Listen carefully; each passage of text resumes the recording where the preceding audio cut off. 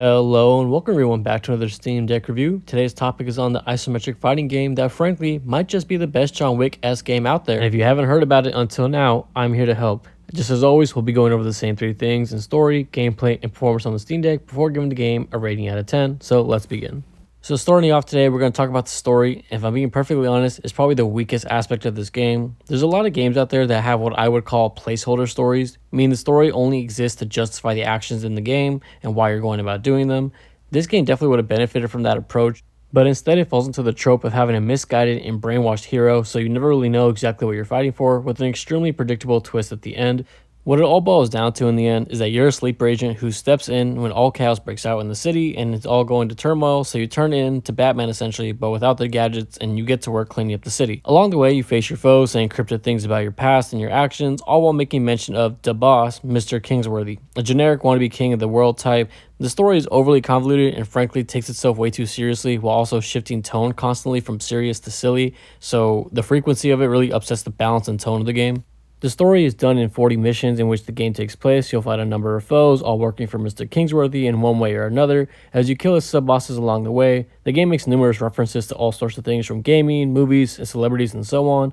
While some of them are definitely neat, a lot of them are just throwaway one-liners you smirk at and then forget about 10 seconds later. Overall, I found the humor to be uninspired and very Tumblr-coded. The irony is I felt some of the best writing was actually locked behind these secret characters you could find who, again, while they had funny dialogue, were just really one-liners which was just reference to other things. If I had to put the story into context, I would say that it's like trying to make John Wick 3 but funny. Like, just imagine John had amnesia in the movie. The entire city is still after him and he has to go kill one specific guy in order to make it stop. Like, that's the best way I can probably put it. But enough about the story. Let's talk about why you're really here, and that's for the gameplay. It is fantastic. Sometimes. I'll give credit where credit is due and say it's definitely one of the better John Wick feeling games out there, smoothly transitioning from hand-to-hand combat to guns or melee weapons. Enemy AI really factors into the equation as well, as they don't take turns trying to attack you and will even injure themselves trying to get at you. And of course, the variety of weapons they can carry also really help to bolden the experience. Here's the thing though, how good the game feels is really going to come down to what mission you're on. I mean, there's 40 of them. They can't all be winners every time. Game being played in an isometric view really helps you in combat by not only showing you proper death, but giving the camera enough room for you to really be able to breathe and see the whole environment for what it is. Combat is simple, but with enough variety to keep things from getting boring. You have a standard and heavy attack, the ability to parry, pick up and use weapons or items from the environment, throw weapons, grapple, environmental kills, combat finishers, and of course using guns. Enemies come in multiple forms, but really boil down to 5 types. Normal enemies, heavies, gun users, armored enemies, and specialty units like SWAT or robots. All these have a number of sub-varieties to them that include new ways for them to take you down, or requirements like breaking their guard before you actually get the chance to kill them. The game does its best to keep things fresh by literally reintroducing the same enemies but with different skins. Like, guys, come on. Fighting construction workers is no different than the firefighters.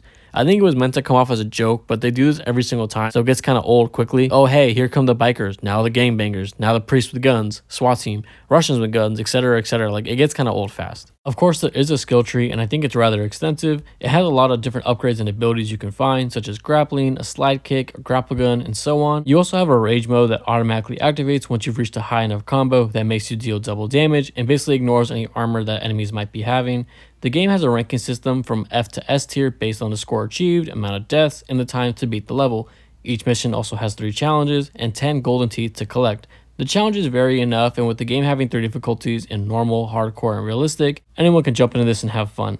And for those of you who like getting every achievement in games, the game has an in-game menu tracking your progress on them, and frankly, they're all pretty obtainable without much issue. There's really only 2 achievements that might actually stump you. One of them is beating every level on realistic difficulty, and the other one is S ranking every level. But if you play on normal difficulty, I imagine that would make S ranking them a lot easier. And as for beating every level on realistic, well, I mean, you just have to beat the level. You don't have to ace it or anything, so that makes that one a lot easier as well. And for me, I played the entire campaign on hardcore, and realistically, there was really only 3, maybe 4 levels that were actually difficult. Also, I want to say the music in this game was actually really kick-ass. It really helps out the tone. Moving on to performance now, the game is rated as Steam Deck verified, and I will say that is 100% true. And while this doesn't necessarily fall into performance, I do want to know how the game has a lot of loading screens. After you complete a mission, when replaying it, you can choose to skip the dialogue and cutscenes, but instead of actually just skipping them, they just fast forward through them, meaning you still have to watch them go through the motion and play out. And for some missions, that can be really long, as you'll just have to run around, play a cutscene, move forward, play another cutscene, then do something else, play another cutscene, and then you can actually start the mission. That aside, I only ran into some minor bugs. Really, it was just the ragdolls clipping into the environment or into the ground, but they didn't cause any issues. I will say though, I did have to restart a mission twice as I got knocked into an out of bounds area that I just couldn't come back from.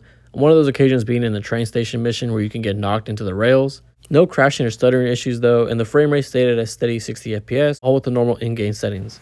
While playing the game, I was kind of having an epiphany because I was constantly on a back and forth as to whether or not I liked the game. It's kind of weird because the combat was fun and had a nice free flowing to it, like the all Arkham games, but I felt like I was just mashing the X button most of the time. The story was a bore, and I found myself skipping the dialogue most of the time, and then when I did read it, I was just cringing to myself half the time. The music did a good job of pumping things up. Oh, and you earn money to buy different clothes, which is cool, but to unlock more stuff, you actually have to beat the challenges and S-rank levels, FYI. It took me roughly 5 hours to beat the story, but I enjoyed the game enough that I wanted to keep playing and unlock some more of the achievements. So after 10.6 hours on Steam and 27 of the 40 achievements I unlocked, I think the combat and its ability to be over the top in a good way, while keeping things simple enough combined with the good music and the ability to customize your character, add up to a satisfying experience. Add on top of that the replayability of just about all the levels, and my personal desire to rise up the leaderboards by scoring higher and higher scores, beating levels in record time without dying make this game an easy one to recommend for me.